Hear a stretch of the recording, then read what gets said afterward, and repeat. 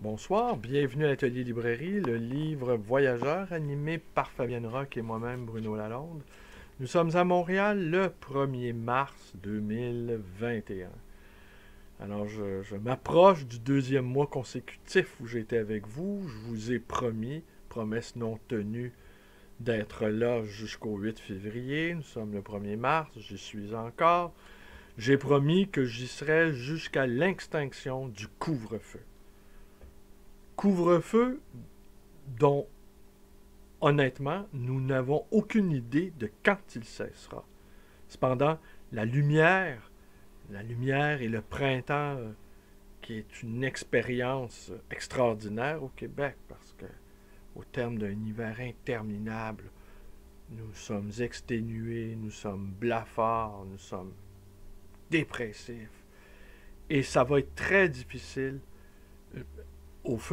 à mesure que les jours allongent, ça va être de plus en plus difficile de maintenir ce couvre-feu. Et aucune indication gouvernementale ne nous est proposée quant à sa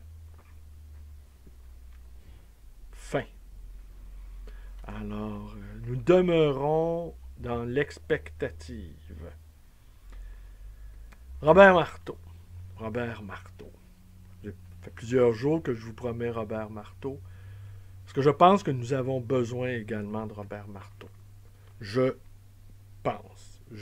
prétends que nous sommes dans une période alchimique, c'est-à-dire une période de transformation profonde.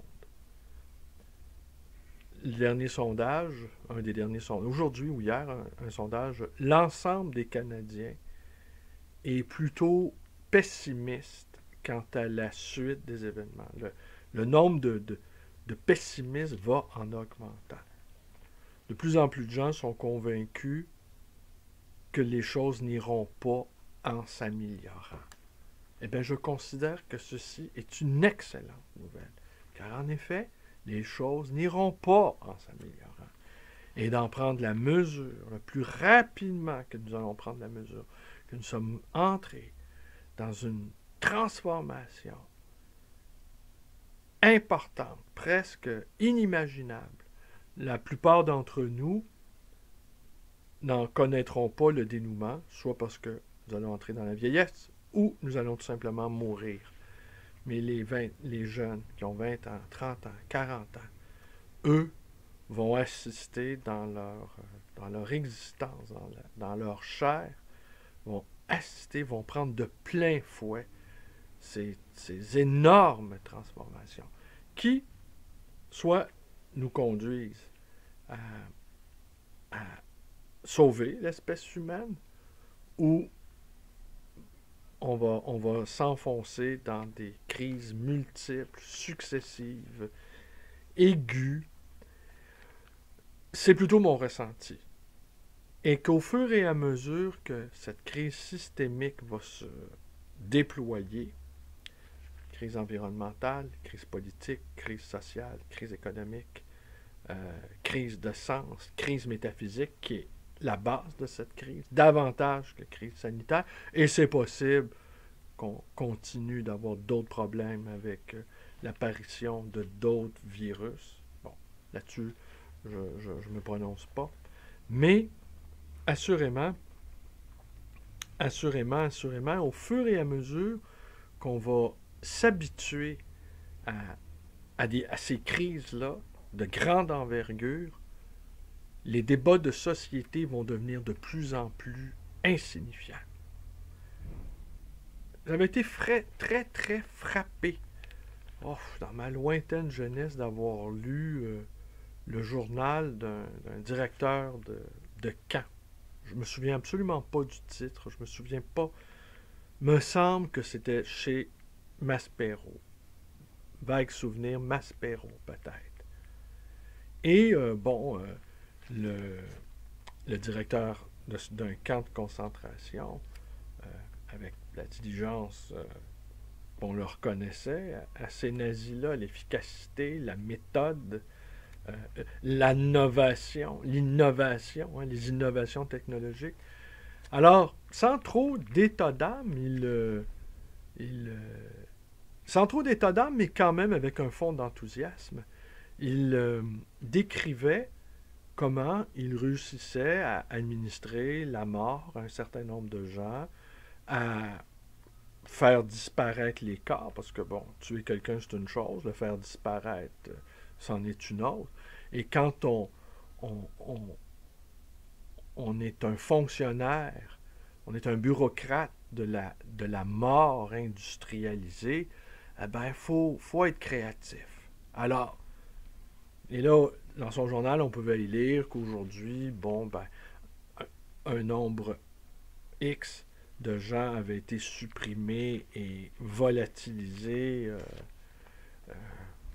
par les cheminées, qu'il avait utilisé tel produit chimique, et que, bon, il n'osait pas trop claironner sa satisfaction du travail accompli, mais on sentait quand même le bon fonctionnaire là, qui fait bien son boulot. Et en bas de la page, et là, il décrivait son menu, le menu du jour. Et aujourd'hui, il avait mangé un potage, il avait mangé un agneau, une pièce d'agneau avec un coulis d'abricot. Non, c'était assez raffiné. Les mets, c'était assez raffiné, même très, très, très raffiné. Visiblement, le régime avait en tête quand même que ces administrateurs de la mort puissent se sustancer avec panache, et que la question de les garder non seulement bien portants, mais enthousiastes et récompensés, surtout se sentir important, un bon repas avec la nappe, des bons vins, tout ça, ça après une dure journée d'un labeur exténuant et difficile. C'est la preuve que le régime, quand même, juge que nous sommes importants. Et au fur et à mesure que les semaines passent, la description de sa tâche diminue. Alors, les premières semaines, les premiers mois, la description de son travail d'exécuteur et de... Vous connaissez la suite, eh bien, elle pouvait occuper une page complète, et celle de ses repas, quelques lignes. Mais plus on avance, plus la description de sa tâche de travail diminue, et plus la description exhaustive des repas devient de la pure poésie. Alors là, 2 lignes, 2000 personnes supprimées, tac, fini. Et là, crème chantilly, grand cru, bon. À faire pâlir, franchement, là, tous les cuisiniers vedettes qui envahissent l'espace public. Hein. Alors, comme toute notre vie est consacrée à l'organisation de nos plaisirs gustatifs. Alors, les Ricardo de ce monde auraient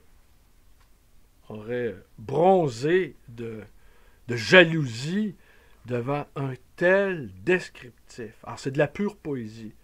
Et à la toute fin du journal, ben, il reste une ligne de la description de sa journée, la description mortifère de sa journée, et c'est des pleines pages lyriques de mai. Cette lecture-là m'avait vraiment bouleversé, comme dit Marteau, bouleversé. Et je l'ai jamais oublié.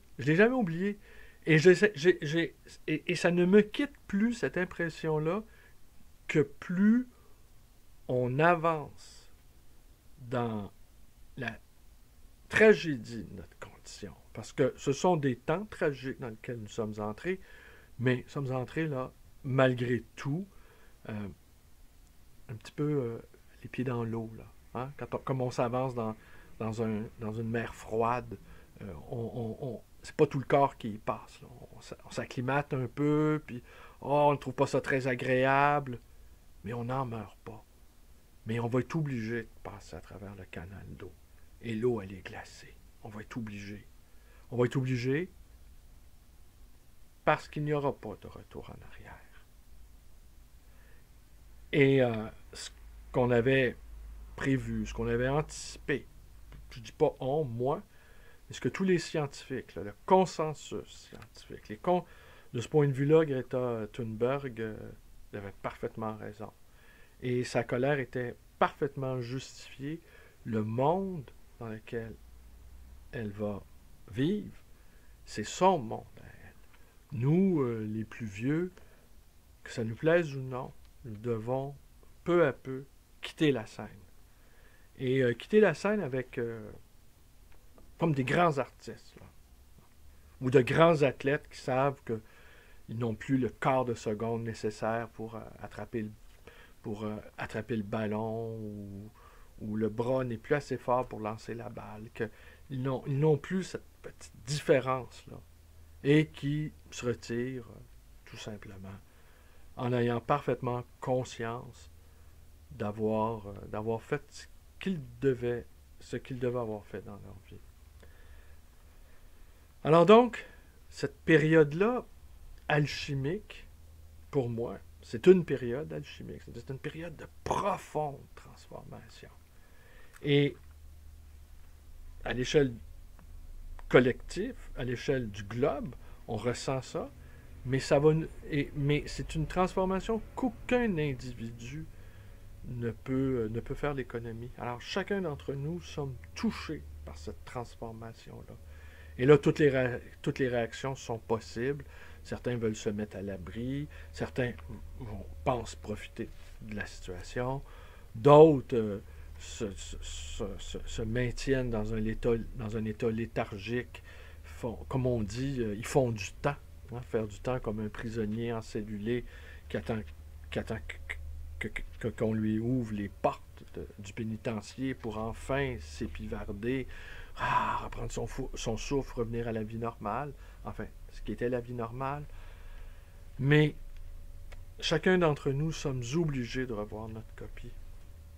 Alors, Marteau, c'est ça, les poètes.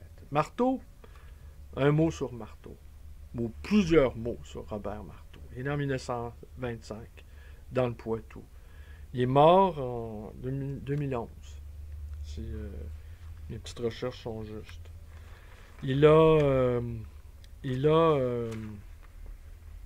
fait des études, mais c'était pas quelqu'un qui aimait beaucoup faire des études. Il a été très, très marqué par certains écrivains, Simone Veil, Charles Péguy, Georges Bernanos, Giono, Léon Bloy. Vous entendez ici qu'assurément, ses premières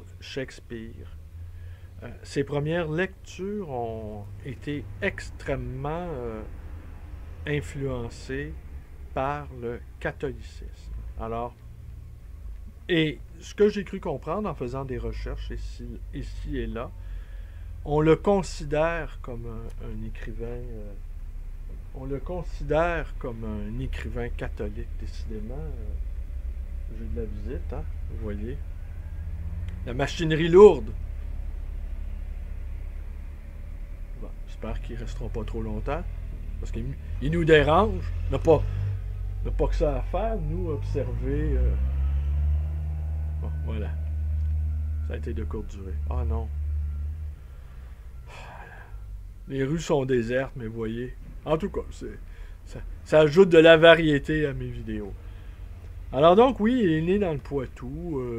Sa famille ne s'intéressait pas aux livres. Il dit même que son père détestait les livres. C'est assez étrange, détester les livres, mais enfin, il les détestait. Et il rencontre, en 1966, par l'entremise du poète franco-québécois Henri Pichette, il rencontre Gaston Miron. Bon, mais pas tout de suite, il va s'installer au Québec. Il va s'installer au Québec. J'ai mis où mes notes?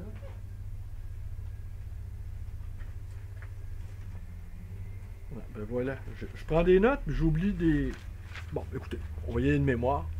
Il s'installe au Québec et il vit pendant 12 ans, je pense de 72 à 84. Peut-être Phonographie va nous dire, mais écoutez, je pense que c'est 72-84. Il vit 12 ans et semble-t-il, c'est à la suite d'une rencontre amoureuse avec une femme qui s'appelle Neige. J'ai pas su si elle était québécoise, mais je peux vous assurer, amis européens, des Québécoises qui s'appellent Neige, personnellement, j'en ai jamais rencontré. Alors, j'ai peine à croire que c'est un prénom québécois, mais en tout cas, assurément, c'est un prénom qui était qui annonçait son arrivée. Alors, il débarque au Québec et tout de suite, il ne s'est pas senti dépaysé parce que pour lui, l'accent québécois, c'est pas un accent, c'est l'accent de ses villages, de Bretagne. Alors, il s'est tout de suite senti comme cet autre individu dont on a parlé il y a 2 jours, Robert Rumilly. Lui, Rumilly, il dit ça, il a pris 5 minutes pour s'adapter au Québec. Et Marteau, ça a été la même chose. Il s'est fait ami donc avec Miron, qui a eu une place très importante dans sa création et dans son adaptation au sol québécois. Fernand Ouellette, qui lui a permis de décrocher des contrats, et l'autre poète, Jacques Brault, avec lequel il était très proche. Et, alors, il a écrit plusieurs livres au Québec. Je n'ai pas eu la présence d'esprit d'aller chercher mes exemplaires. J'en ai un dont je vais vous montrer, qui va être la conclusion. Ce qui advient, entre autres. Et ce qui advient... il a écrit et publié au Québec, en tout cas, au moins 5-6 livres. Mais les deux principaux sont Mont-Royal et Fleuve sans fin. Alors, quand il est arrivé au Québec, alors pour lui, ça a été un bouleversement. Ça a été une révélation au Québec. En particulier, la présence du fleuve. Le fleuve, il a trouvé ça incroyable. Parce que le fleuve, c'est même... il est tellement immense, ce fleuve. Il est tellement... Et tout l'univers, il passe sur le fleuve. Alors, des paquebots, des oiseaux. Il est extrêmement vivant. Et il dit, Marteau, qu'il est comparable à une divinité telle que l'avait défini Homère. Alors, il rêvait de s'installer près du fleuve et de laisser s'emporter par le mouvement le mouvement du fleuve, le mouvement des étoiles, le mouvement... Et dès Québec, nous dit toujours Marteau, dès la ville de Québec, le fleuve cesse d'être le fleuve et il devient la mer. Ah, il est vaste comme une mer, ce fleuve-là. Et donc, il écrit plusieurs livres au Québec, mais c'est à partir de celui-ci que la transformation, parce qu'il est question d'une transformation dans son cas, grand lecteur de Dante, grand lecteur aussi de la tradition hermétique chrétienne, Thomas d'Aquin, dois-je vous le rappeler, a écrit sur l'alchimie. Alors, il y a toujours la métamorphose qui se fait dans le secret, la métamorphose qui se fait dans la noirceur, à l'abri des regards, la métamorphose de l'être qui se transforme sans que rien n'y paraisse de l'extérieur.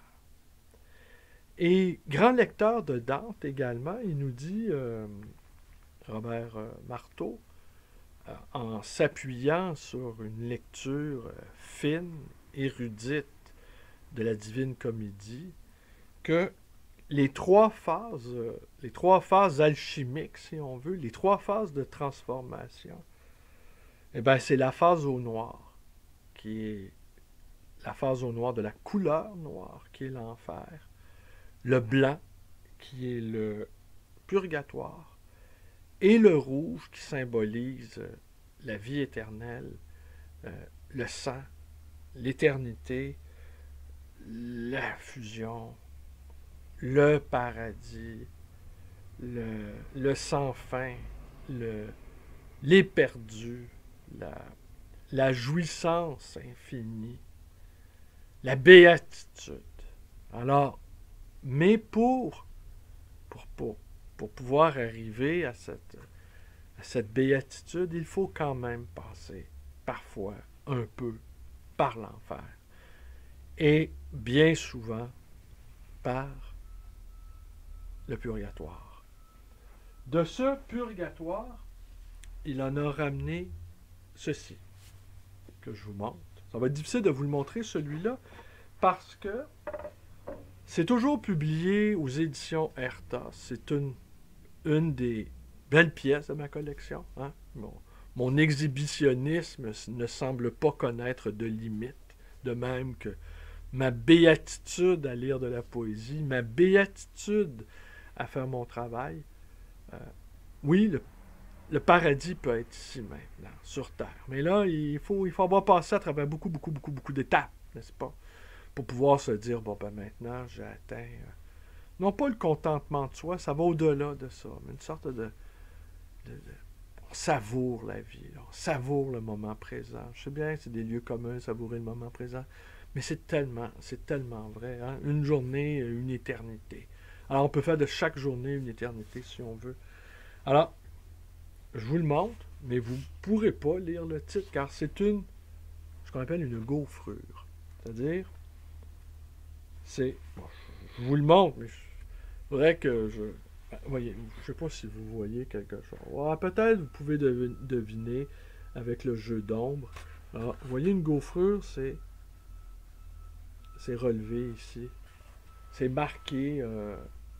Évidemment, ça représente quelque chose, mais on le devine davantage qu'on le voit, et on le sent davantage qu'on l'imagine.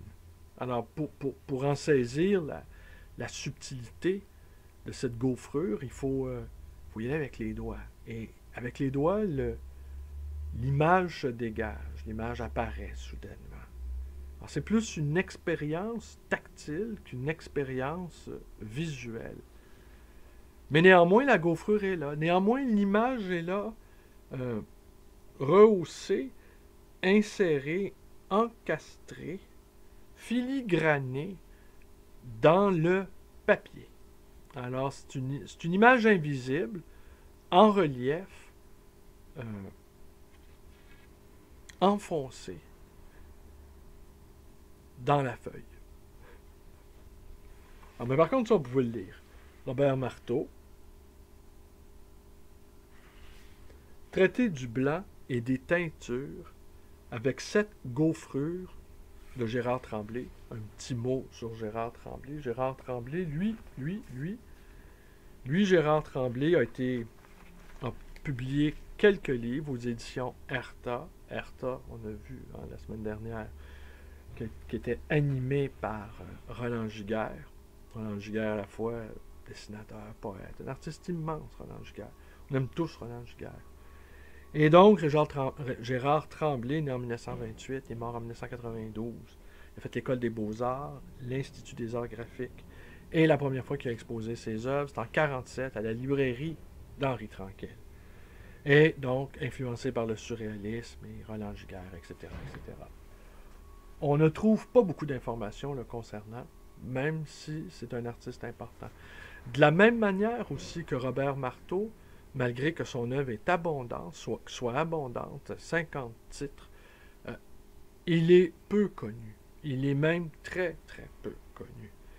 Mais ça me fait un peu... quand j'entends ça, et je l'entends quand même assez souvent avec mes érudits qui fomentent des complots et même qui exercent parfois sur moi leur théorie, mes érudits, eux, ne s'étonnent pas, connaissent Robert Marteau. Oui, Robert Marteau. Mais, un poète trop méconnu, un artiste trop méconnu, mais c'est pas important. Et c'est même inimaginable, on dit, ah, ces livres ne marchent pas. Non, ces livres ne peuvent pas marcher. Ils sont pas faits pour marcher. Ils sont faits pour voler. Ils sont faits pour s'envoler. Ils sont faits même des fois pour ramper. Des fois même, ils sont faits pour aller sous terre, hein, creuser des souterrains. C'est pas tous les livres qui sont faits pour marcher. Et même ceux qui sont conçus pour marcher, bien souvent, ils ne marchent pas. Alors, un livre fait pour marcher qui ne marche pas, ça c'est terrible. Un livre qui n'est pas fait pour marcher, mais qui est fait à un tout autre usage, il a fait ça, il a vécu son existence en parfaite plénitude.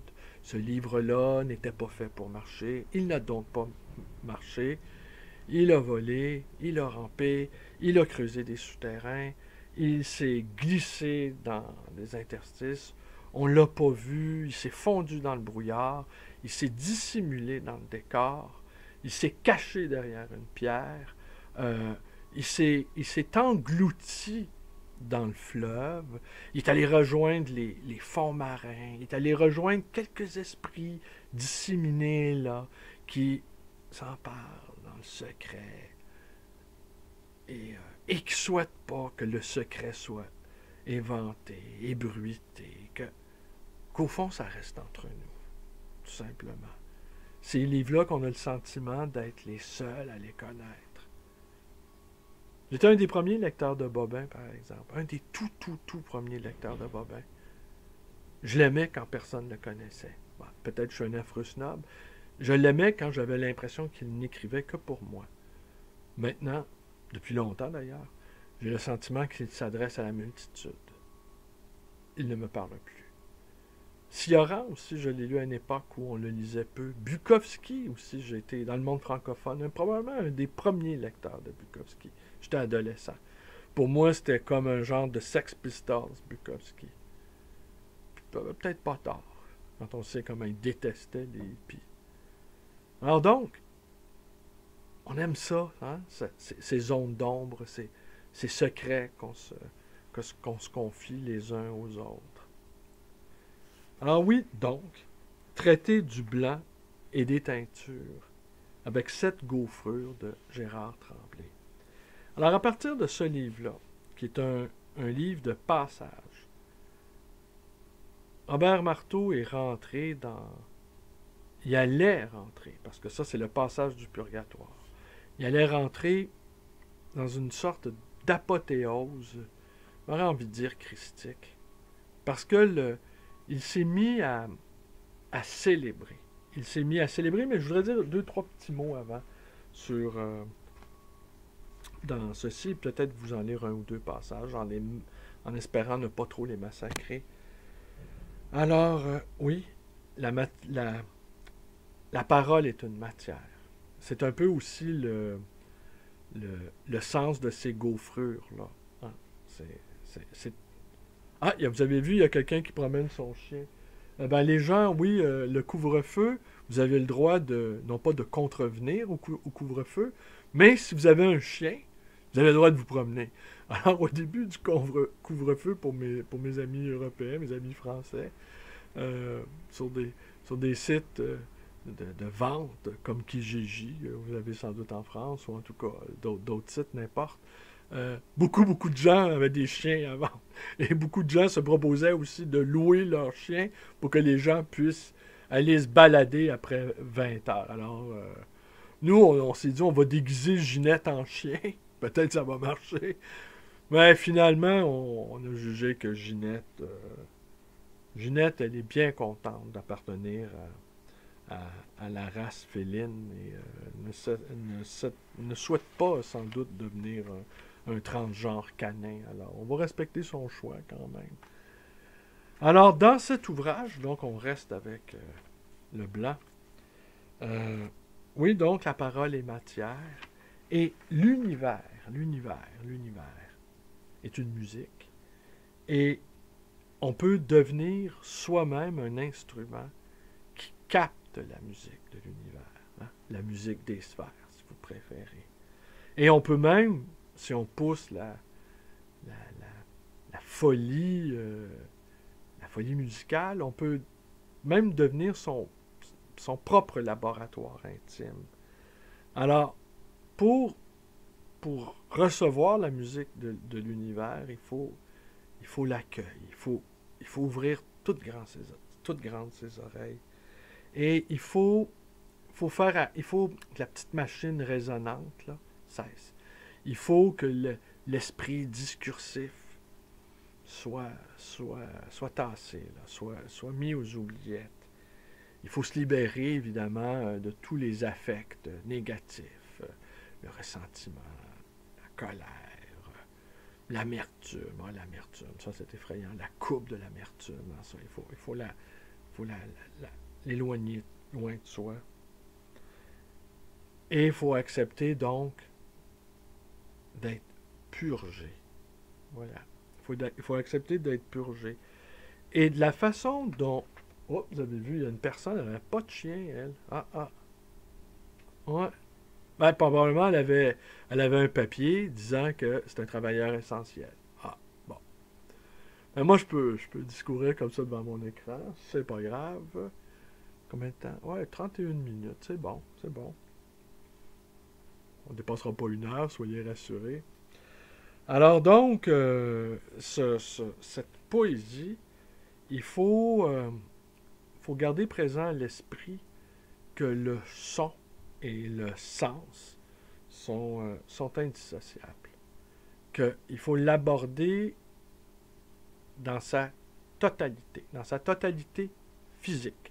On ne perd pas de vue la parole et matière, et la parole écrite aussi doit s'inscrire dans notre propre physique, dans notre propre corporalité. Je ne sais pas si ça se dit, mais en tout cas, je l'ai dit. On va dire que ça se dit. Alors, cependant, pour conclure un peu avec Robert Marteau, à la fin des années, au début des années 80, il jugeait qu'on vivait une crise de la matière, que les deux grands systèmes politiques, le communisme et le capitalisme, au fond relevaient de la même logique, et que la matière pas qu'on maltraitait, mais que la matière auquel on ne rendait pas le respect suffisant, eh bien la matière pourrait se venger de nous. Et elle pourrait même nous maltraiter. La matière pourrait se retourner contre nous. Qu'il fallait être respectueux, il fallait être délicat, il fallait être attentif avec la matière. Et peut-être que c'est aussi une crise de la matière que nous vivons là. Parce que la matière, on la triture, on la fabrique, on la maltraite. Et pire de tout, l'humain est devenu du matériel. Hein. C'était ça aussi la colère de Bernanos. Hein. Que nous soyons devenus du matériel. Du matériel entre les mains de d'autres humains.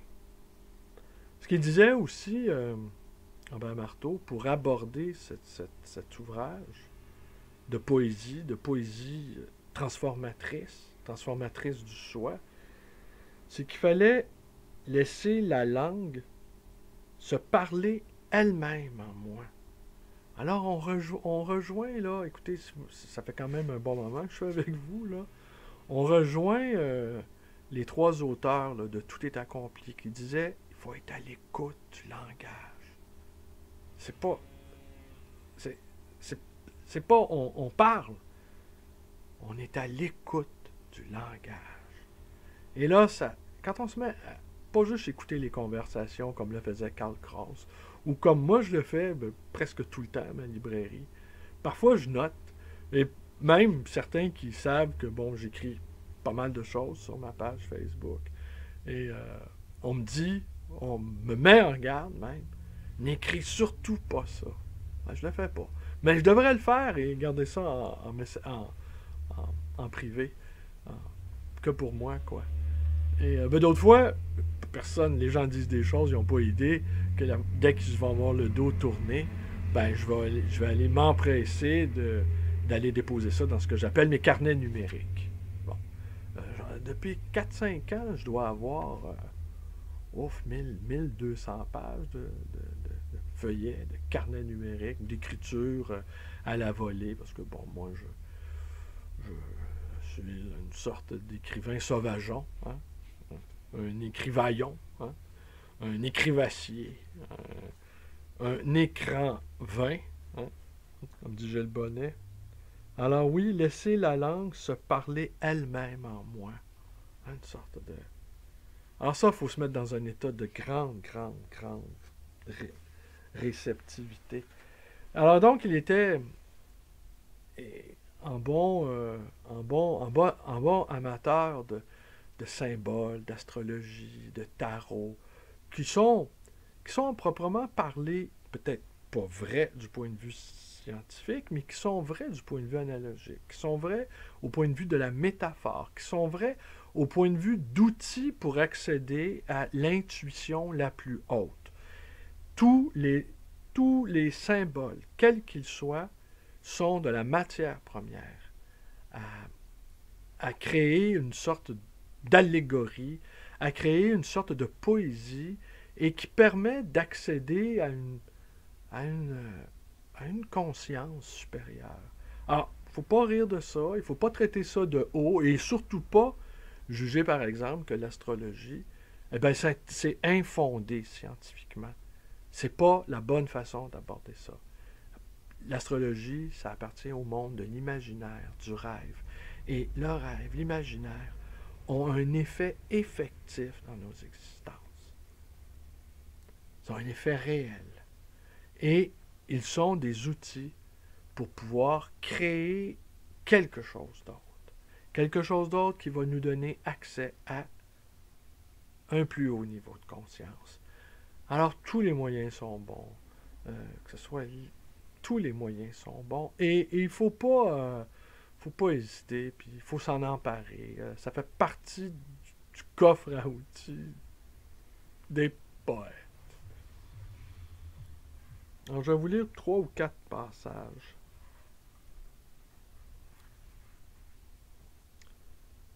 L'image,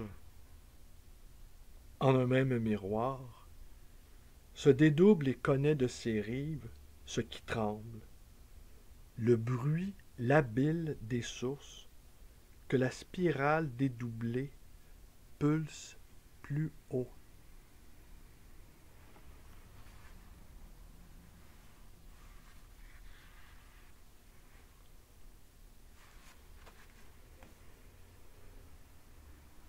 Une seule boucle, un instant, enclôt la flèche avec l'archer. Les branches frémissent, et le sillon que fait la pluie sous le péché. Le ciel vacille sur sa tige. L'averse profère le printemps. Un parfum de feuilles traîne sur les eaux. L'ombre déjà, et la couleur teigne les raies de la roue. Confuse forêt. Voile en eux l'arbre qu'ils recèlent. Oscille au croc, l'orchidée, dans la brèche, l'adamique pomme.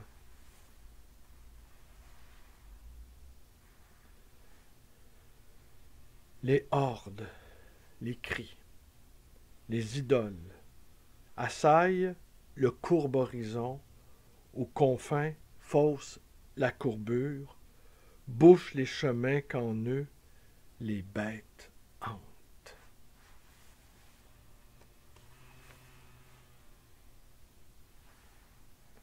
Strophe à l'orage vouée. Elle, sa chair et vulve douce, aux hampes, aux fûtes que le vent bat. Tous deux peuvent, fouissant la terre, atteindre par réputation la trouée que le taureau fouille, les 7 passes qui s'offrent aux Lévites.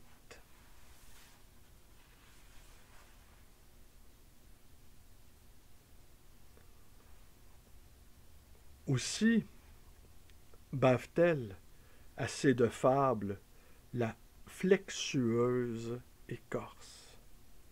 À trop se mordre et se lécher, ils sont comme des chiots et salivent de tant sans jouer. Ils seraient à la fois la teinture, l'oie peinte et la vive, et le malheur aux beaux yeux quand il grimpe sa canne.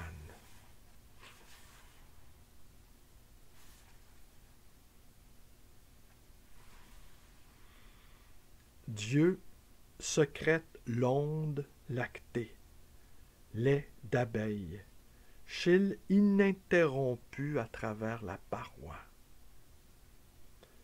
Tout plein du viride élan de l'humus dans l'homme, ils ont peine à se clore au flux qui voudrait tout l'espace acquérir qu'a laissé blanc le retrait. Ben voilà, je n'en dis pas davantage pour ce soir. Je vais quand même vous montrer la justification du tirage.